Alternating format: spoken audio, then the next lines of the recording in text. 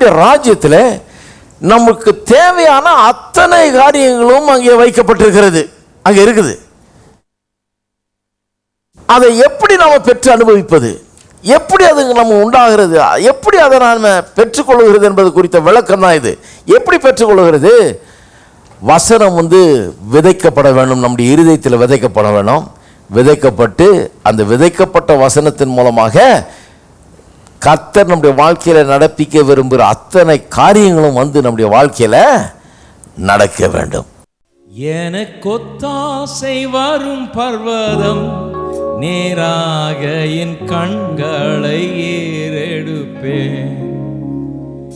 எனக்கொத்தாசை வரும் பர்வதம் நேராக என் கண்களை ஏறெடுப்பேன். எனக்கொத்தாசை வரும் பர்வதம் நேராக என் கண்களை ஏறெடுப்பேன். எனக்கொத்தாசை வரும் பர்வதம் நேராக என் கண்களை ஏறெடுப்பேன். வானமும் பூமியும் படைத்த வல்ல தேவனிடமிருந்தே வானமும் பூமியும் படைத்த எண்ணு கடங்கா நன்மைகள் வருமே என் கண்களே எடுப்பேன். எண்ணு கடங்கா நன்மைகள் வருமே என் கண்களே எடுப்பேன். எனக்கொத்தாசை வரும் பர்வதம் நேராக என் கண்களை ஏறெடுப்பேன். எனக்கொத்தாசை வரும் பர்வதம் நேராக என் கண்களை ஏறெடுப்பேன். மலைகள் பெயர்ந்தகன்றிடினும் நிலை மாறி புவி அகன்றிடினும் மலைகள் பெயர்ந்தகன்றிடினும் மாறிடுமோ அவர் கிருபை என்னாலும் ஆறுதல் எனக்கு அவரே. மாறிடுமோ அவர் கிருபை என்னாலும் ஆறுதல் எனக்கு அவரே. எனக்கொத்தாசை வரும் பர்வதம் நேராக என் கண்களை ஏறெடுப்பேன். எனக்கொத்தாசை வரும் பர்வதம் நேராக என் கண்களை ஏறெடுப்பேன். என் காலை தள்ளாட ஓட்டார் என்னை காக்கும் தேவன் உறங்கா. என் காலை தள்ளாட ஓட்டார் இஸ்ரவேலை காக்கும் நம் தேவன் ராப்பகல் உறங்காரே. இஸ்ரவேலை காக்கும் நல் தேவன் ராப்பகல் உறங்காரே. எனக்கொத்தாசை வரும் பர்வதம் நேராக என் கண்களை ஏறெடுப்பேன். எனக்கொத்தாசை வரும் பர்வதம் நேராக என் கண்களை ஏறெடுப்பேன். பல பக்கத்தில் நிழலவரே வழுவாமல் காப்பவர் அவரே. பல பக்கத்தில் நிழலவரே சூரியன் பகலில் சந்திரன் இரவில் சேதப்படுத்தாதே.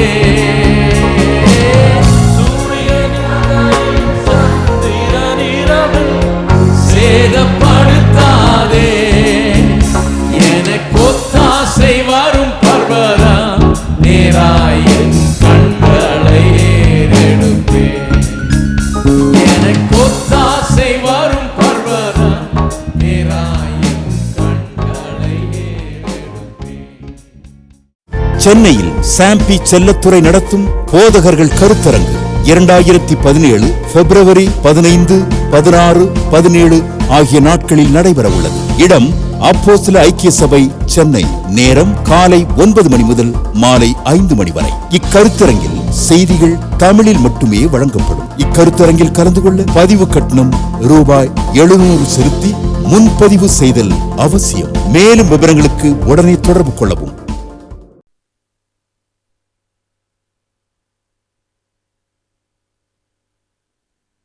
மத்தேயு 13ஆம் அதிகாரம் 3ஆம் வசனத்திலிருந்து வாசிக்கிறேன். அவர் அநேக விசேஷங்களை உவமைகளாக அவர்களுக்கு சொன்னார். கேளுங்கள், விதைக்கிறவன் ஒருவன் விதைக்க புறப்பட்டான். அவன் விதைக்கையில் சில விதை வழியருகே விழுந்தது. பறவைகள் வந்து அதை பட்சித்து போட்டது. சில விதை அதிக மண் இல்லாத கற்பாறை இடங்களில் விழுந்தது. மண் ஆழமாயிராதனாலே அது சீக்கிரமாய் முளைத்தது. வெயில் ஏறின போதோ தீந்து போய் வேறு இல்லாமையால் உலர்ந்து போயிற்று. சில விதை முள்ளுள்ள இடங்களில் விழுந்தது.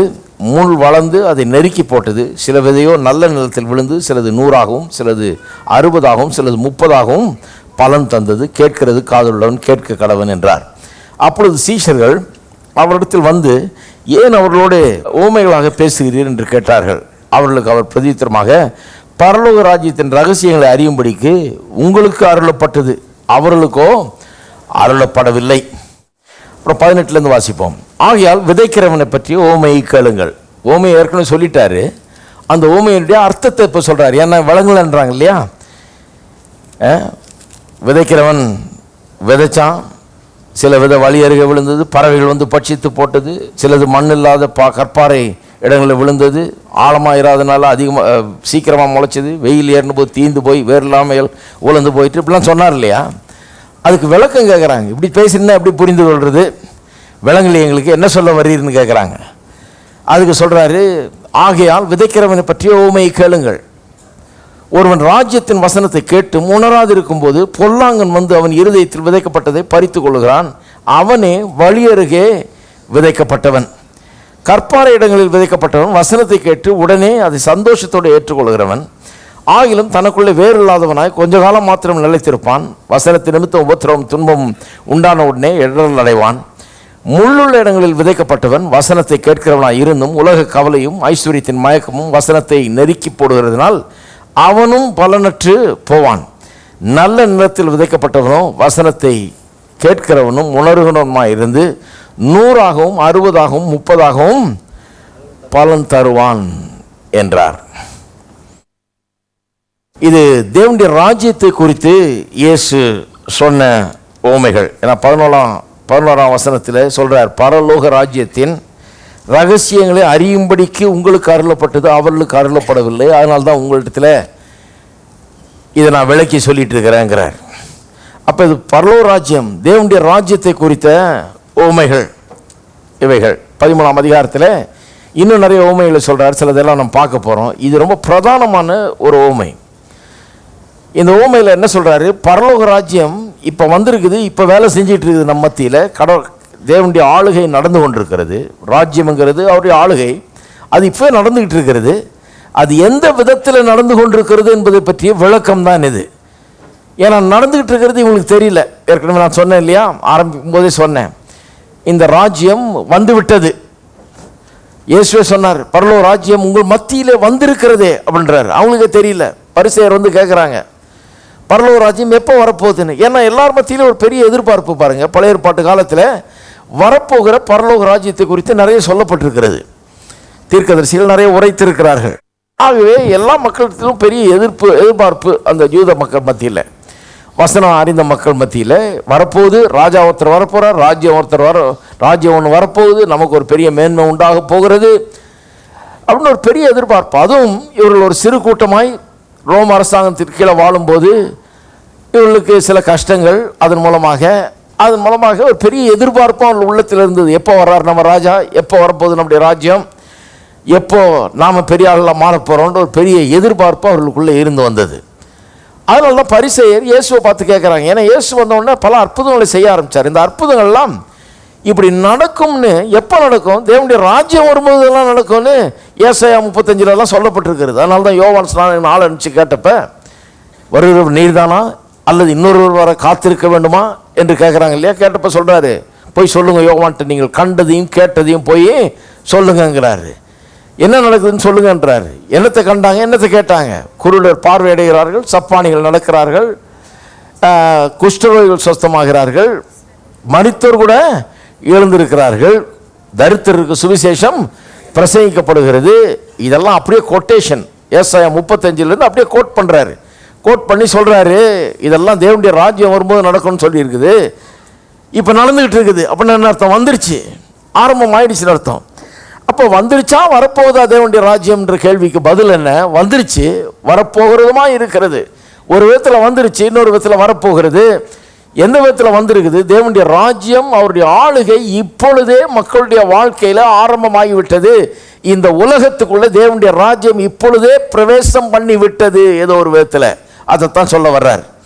திட்டவட்டமாக சொல்கிறார், வந்துருச்சுன்றார். எங்கே வந்திருக்குது?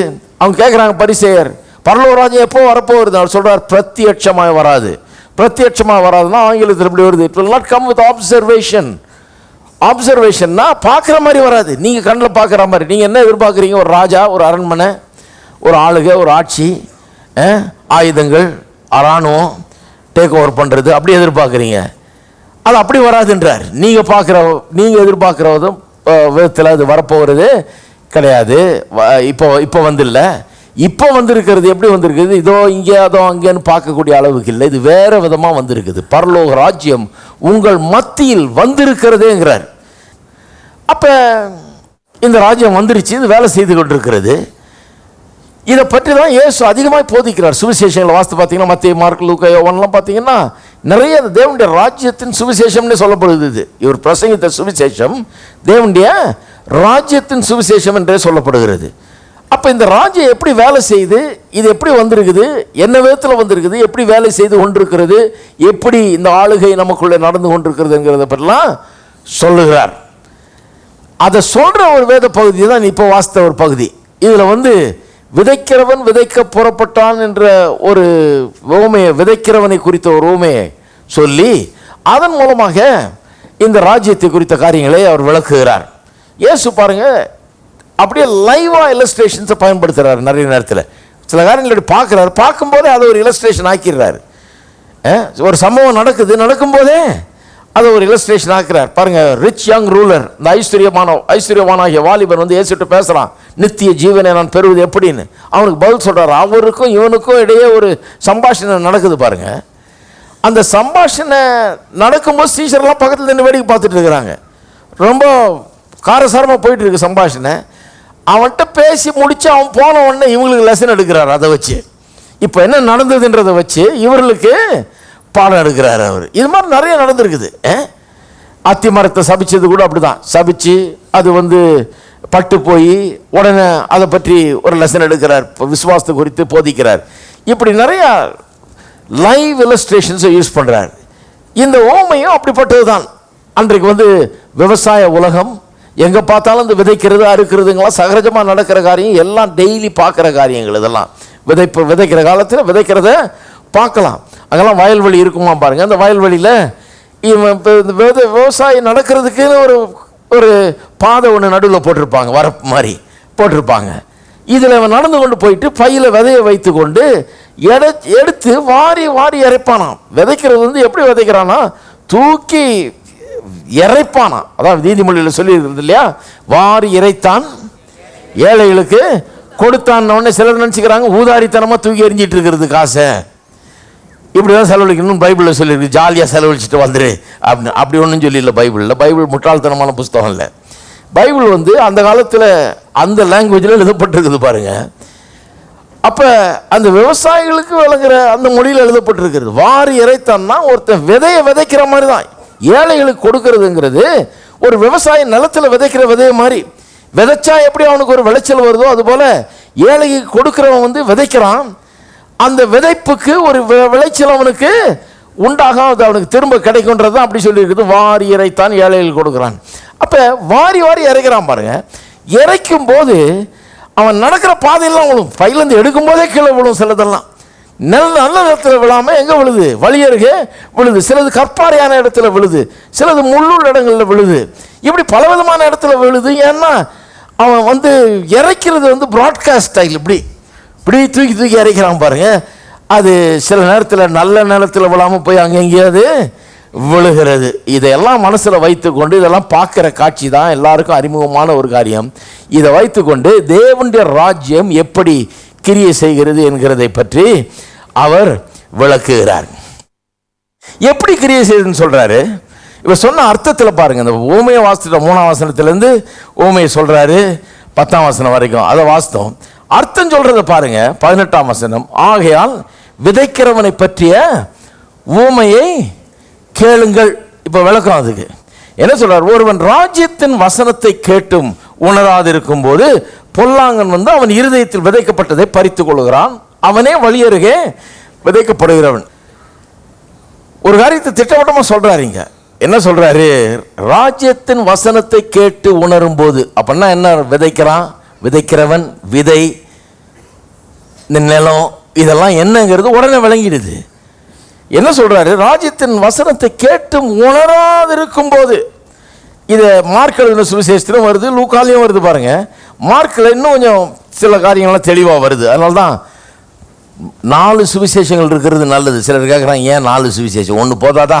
அதே கதை தானே திருப்பி திருப்பி வருது. சிலதெல்லாம் ரெப்படிஷன் தானே அப்படின்றாங்க. ரெப்படிஷன்னாலும் சுத்தமாக அப்படியே ஒன்றும் கிடையாது, கொஞ்சம் மாற்றி வருது. இவர் சொல்கிறதுக்கு அவர் சொல்கிறதுக்கும் கொஞ்சம் விவரங்கள்லாம் இவர் சொல்லாமல் விட்டதெல்லாம் அங்கே வருது. அதனால தான் 2-3 சுவிசேஷத்தில் ஒரே சமம் வரும்போது எல்லாத்தையும் வாசிக்கிறது நல்லது. அப்போ 4ஆம் அதிகாரத்தில் பாருங்கள், மார்க் 4ஆம் அதிகாரத்தில் இதே மாதிரி தான் ஓமையை முதல்ல சொல்லிட்டாரு. 3ஆம் வசனத்துலேருந்து சொல்லிட்டாரு. சொல்லி முடிச்சுட்டு அப்புறம் 14ஆம் வசனத்தில் அதுக்கு ஒரு விளக்கத்தை சொல்கிறாரு. சொல்லும்போது சொல்கிறார், விதைக்கிறவன் வசனத்தை விதைக்கிறான். கிளீனாக சொல்லிட்டாரு பாருங்க. இங்கே அங்கே என்ன சொன்னார்? விதைக்கிறவனை பற்றி ஓமையை கேளுங்கள், ராஜ்யத்தின் வசனத்தை கேட்டும் உணராது இருக்கும் போதுன்னு ஆரம்பிக்கிறார். இங்கே என்ன சொல்கிறார்? கிளீனாக சொல்கிறார், விதைக்கிறவன் வசனத்தை விதைக்கிறான். மார்க் இது எழுதும்போது கிளீனாக அவர் எப்படி சொன்னார்ன்றதை ரொம்ப தெளிவாக எழுதுகிறார். விதைக்கிறவன் வசனத்தை விதைக்கிறான். இப்படி தான் புரிஞ்சிருக்கிறாங்க அவங்க. விதைக்கிறவன் வசனத்தை விதைக்கிறான். அப்போ விதை வந்து வசனம். விதைக்கிறவன் வசனத்தை விதைக்கிறான். வசனத்தை கேட்டவுடனே சாத்தான் வந்து அவர்கள் இருதயங்கள் விதைக்கப்பட்ட வசனத்தை எடுத்து போடுகிறான். அப்போ இருதயன்றது நிலம், விதைங்கிறது வசனம். அங்கே மத்தேயு 13ஆம் அதிகாரத்தில் அங்கே பறவைகள் வந்து அதை பட்சித்து போட்டதுன்னு சொல்லியிருக்கு இல்லையா? விதை விதைச்ச உடனே பறவைகள் வந்து எடுத்துகிட்டு போயிடுச்சுன்னு சொல்லியிருக்குது இல்லையா? அது வந்து எந்த பறவை? வெறும் காக்காயை சொல்லலை. சாத்தான் வந்து உடனே வந்து விதைக்கப்பட்ட விதையை எடுத்து போடுகிறான் என்கிறத அப்படி சொல்லியிருக்குது. அப்போ வசனம் வந்து விதை, இருதயம் வந்து நிலம். அப்போ சாத்தான் தான் இந்த வசனத்தை எடுத்து போடுகிற பறவை அப்படின்லாம் சொல்கிறார். என்ன சொல்ல வர்றாருங்க? அதாவது தேவனுடைய ராஜ்யம் எப்படி ஃபங்க்ஷன் ஆகுது, எப்படி நம்ம மத்தியில் இன்று கிரியை செய்து கொண்டிருது. இதனால தான் விலங்குல பாருங்கள் அவங்களுக்கு. அவங்க ராஜ்யம்னு ஒரு அரண்மனை, ஒரு ராஜா, அவர் கையில் அதிகாரம், ஆட்சி, இராணுவம், ஆயுதங்கள், அப்படி பார்த்தாங்க அவங்க. இந்த ராஜ்யம் வித்தியாசமாக இருக்குது. இதெல்லாம் வித்தியாசமாக இருக்குதுன்னு அவங்களுக்கு விளங்கலை, புரியல, அதை ஏற்றுக்கொள்ள முடியல. அதனால தான் சொல்கிறார், உங்களுக்கு ஒரு ரகசியத்தை சொல்கிறேன், இது எல்லாருக்கும் கொடுக்கப்படவில்லை, இது உங்களுக்கு அருளப்பட்டிருக்கிறது, அதனால உங்கள்கிட்ட பேசிகிட்டு இருக்கேன்றார். அப்போ இவர்களுக்கு விளக்கத்தை சொல்கிறார். மற்றவங்களுக்கு கேட்டாலும் விளங்காது அது. ஏன்னா தேவனுடைய ராஜ்யம்னு சொல்லி இப்படி தான் ராஜ்யம்னா அவங்களுக்கு விளங்கல. இயேசுவை பார்த்தா ராஜா மாதிரி தெரில அவங்களுக்கு. அவர் ஒரு சாதாரண பிரசங்கியாராக இருக்கிறாரு. இந்த பிரசங்கியார் எப்படி ராஜா? இவர் எப்படி ராஜ்யத்தை கொண்டு வந்திருக்கிறாரு? இவர் எப்படி ராஜ்யத்தை ஆரம்பித்து வச்சார்? எப்படி ராஜ்யம் வந்துருச்சுன்னு இவர் சொல்லலாம்? ஏற்றுக்கொள்ளவே முடியல அவங்களால. அவர் சொல்ல, நீ புரிஞ்சுக்க எப்படின்னு சொல்கிறேன். இப்போ தேவனுடைய ராஜ்யம் எப்படி வேலை செய்கிறது என்று சொல்கிறேன்றாரு. எப்படி வேலை செய்யுது?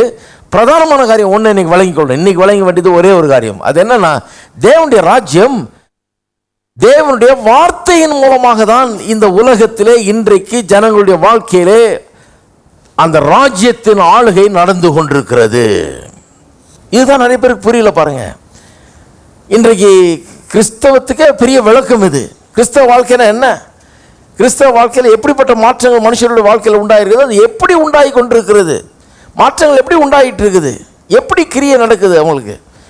இது வந்து சும்மா ஒரு மதத்துக்கு அடுத்த காரியம் இல்லை. இது எங்கேயோ போய் சேர்ந்து என்னமோ பண்ணி ஏதோ சில சடங்காச்சாரங்களும் சம்பிரதாயங்களும் செய்கிற அப்படி அல்ல. இது தேவனுடைய வார்த்தை வந்து ஒரு மனுஷனுடைய இருதயமாகிய அந்த நிலத்தில் விதைக்கப்பட்டு அது பலனை தருகிறது. இப்படி தான் தேவனுடைய ராஜ்யம் வேலை செய்கிறது. ஏன் அப்படி வேலை செய்யுது? ஏன் என்று சொன்னால், தேவனுடைய ராஜ்யம் வந்து நமக்கு தேவையான அத்தனை காரியங்களும் அந்த ராஜ்யத்திலே இருக்கிறது. ஒரு ஊருனா ஒரு நாடுனா அதில் சில இதெல்லாம் வச்சிருக்கிறாங்க, பலன்களை வச்சிருக்கிறாங்க. அங்கே வசிக்கிறவர்களுக்கு, அங்கே பிரஜைகளுக்கு அவர்களுக்கு சில உரிமைகள், ஸ்லாக்கியங்கள், சில உதவிகள் எல்லாம் தரப்படுகிறது இல்லையா? அதுபோல் தேவனுடைய ராஜ்யத்தில் உங்களுக்கு தேவையான அத்தனை காரியம் அங்கே இருக்குது. இதை போல் ஒரு ராஜ்யம் கிடையவே கிடையாது.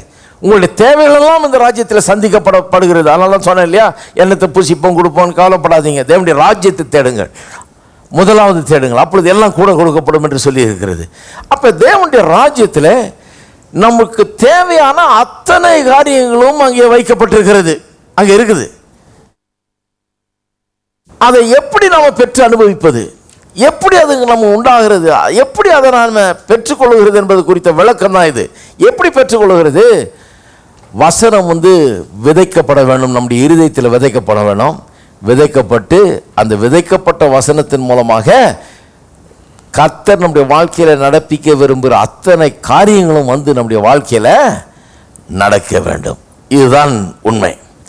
இதுதான் தேவனுடைய ராஜ்யத்தை குறித்த விளக்கம். அப்போ கிறிஸ்தவ வாழ்க்கையில் ரொம்ப பிரமாதமாக, ரொம்ப ரொம்ப பிரதானமாக நாம் புரிந்து கொள்ள வேண்டிய காரியம் என்னன்னா, கர்த்தருடைய வார்த்தையின் மூலமாக தான் அவருடைய ஆளுகையே இந்த உலகத்தில் வருகிறது. இப்போ பாருங்க, பரலோகத்திலே தேவனுடைய சித்தம் செய்யப்படுவது போல பூலோகத்திலும் செய்யப்பட வேண்டும் ஜெபிக்க சொன்னார். உம்முடைய ராஜ்யம் வருவதாக, உம்முடைய சித்தம் பரலோகத்தில் செய்யப்படுவது போல பூமியிலையும் செய்யப்படுவதாக. இப்போ அவருடைய ராஜ்யம் வர்றதுன்னா என்ன அர்த்தம்? அவருடைய விருப்பங்கள் நம்முடைய வாழ்க்கையில் நிறைவேற்றப்பட வேணும். அவர் எப்படி நாம் இருக்கணும்னு விரும்புகிறாரோ அப்படி நாம் இருக்கணும். அதான் ராஜ்யம் வர்றது. எப்படி அது வருது? எப்படி அவருடைய விருப்பங்கள் நம்முடைய வாழ்க்கையில் நிறைவேற்றப்படுகிறதுன்னு கேட்டிங்கன்னா, அவருடைய விருப்பத்தை நம்முடைய வாழ்க்கையில் தேவன் நிறைவேற்ற விரும்பும் போது எப்படி அதை நிறைவேற்றுகிறார்? அவருடைய வார்த்தையை அனுப்பி அந்த வார்த்தை நமக்குள்ளே அவருடைய விருப்பங்களை விளைய பண்ணுகிறது. அவருடைய விருப்பங்களை நம்முடைய வாழ்க்கையில் அவருடைய வார்த்தை என்ன பண்ணுகிறது? கொண்டு வருகிறது. இப்படி தான் நடக்குதுன்றார். வேற எப்படி நடக்கிறது இல்லை, இப்படி தான். பரலோக வாழ்க்கை நம்முடைய வாழ்க்கை சில நேரத்தில் சிலருடைய வாழ்க்கை நரகம் போல இருக்குது. குடும்ப வாழ்க்கை நரகம் போல இருக்குது. அவன் கையிட்டு செய்கிற தொழில் நரகம் போல இருக்கிறது. எல்லாம் தோல்வியாக இருக்குது, எல்லாம் வெறுமையாக இருக்குது, ஒழுங்கின்மையாக இருக்குது, எல்லாம் இருளாக இருக்குது, எல்லாம் குறைச்சலாக இருக்குது, தாழ்ச்சியாக இருக்கிறது. இதை எப்படி நன்மையாக ஆசீர்வாதமாக மாற்றுவது? எப்படி பரலோகத்தை போல இந்த பூலோக வாழ்க்கையை மாற்றி அமைப்பது? வாழ்க்கை கசந்துருச்சு, நிறைய பேருக்கு பிடிக்கல, வெறுத்துருச்சு, வாழ்க்கை காலியாக இருக்குது, எம்டினஸ், வெறுமையாக இருக்கிறது, அதில் ஒன்றும் இல்லை. இதை எப்படி பரலோக வாழ்க்கையை போல ஆக்குவது என்கிறதா சப்ஜெக்டுங்க. எப்படி தேவனுடைய ஆளுகையை அங்கே கொண்டு வருகிறது, தேவனுடைய ஆளுகை அங்கே வரும்போது எல்லாம் மாற்றி அமைக்கப்படுகிறது. எப்படி அதை ஆக்குறது? எப்படி ஆக்குறதுனா, கடவுளுடைய வார்த்தை உள்ளத்தில் விதைக்கப்பட வேண்டும். விதைச்சு அதன் மூலமாக ஒரு விளைச்சல் அங்கே உண்டாக வேண்டும். அன்புள்ள ஆண்டவரே, அன்பான நேசர் நீரே, உம்மை துதித்திடுவே, உம்மை போற்றிடுவே, உம் நாமம் உயர்த்திடுவே. அன்புள்ள ஆண்டவரே, அன்பான நேசர் நீரே, உம்மை துதித்திடுவே, உம்மை போற்றிடுவே, உம் நாமம் உயர்த்திடுவே. என்னாலும் உம்மை பாடுவே, ஆருயிர் நேசரே, அன்பாலே உம்மை நோக்குவே, முழு உள்ளத்தோடுவே. என்னாலும் உம்மை பாடுவே, ஆருயிர் நேசரே, அன்பாலே உம்மை நோக்குவே, முழு உள்ளத்தோடுவே. கடந்த நாளெல்லாம் கண்மணி போல் என்னை காத்தவரை என்றும் துதித்திடுவே. கடந்த நாளெல்லாம் கண்மணி போல் என்னை காத்தவரை என்றும் துதித்திடுவே. இம்மட்டும் உதவின எபினேசரே, இனியும் என்னை நடத்திடு நேசரே இனியும் என்னை நடத்திடுவார். என்னாலும் உம்மை பாடுவேன் ஆருயிர் நேசரே. அன்பாலே உம்மை நோக்குவேன் முழு உள்ளத்தோடுமே. என்னாலும் உம்மை பாடுவேன் ஆருயிர் நேசரே. அன்பாலே உம்மை நோக்குவேன் முழு உள்ளத்தோடுமே. நீரந்தன் பட்சமாய் என்னாலும் இருப்பதால் தீங்கு என்னை அணுகிடாதே. நீரந்தன் பட்சமாய் என்னாலும் இருப்பதால் தீங்கு என்னை அணுகிடாதே. யெகோவா நிசியே அவர் நாமமே என்றுமே எனக்கு ஜெயமளிப்பார். யெகோவா நிசியே அவர் நாமமே என்றுமே எனக்கு ஜெயமளிப்பார். என்னாலும் உம்மை பாடுவேன் ஆருயிர் நேசரே. அன்பாலே உம்மை போற்றுவேன் முழு உள்ளத்தோடுமே. என்னாலும் உம்மை பாடுவேன் ஆருயிர் நேசரே. அன்பாலே உம்மை நோக்குவேன் முழு உள்ளத்தோடுமே. கடந்த நாளெல்லாம் கண்மணி போல் என்னை காத்தவரை என்றும் துதித்திடுவேன். கடந்த நாளெல்லாம் கண்மணி போல் என்னை காத்தவரை என்றும் துதித்திடுவேன். இம்மட்டும் உதவின எபினேசரே இனியும் என்னை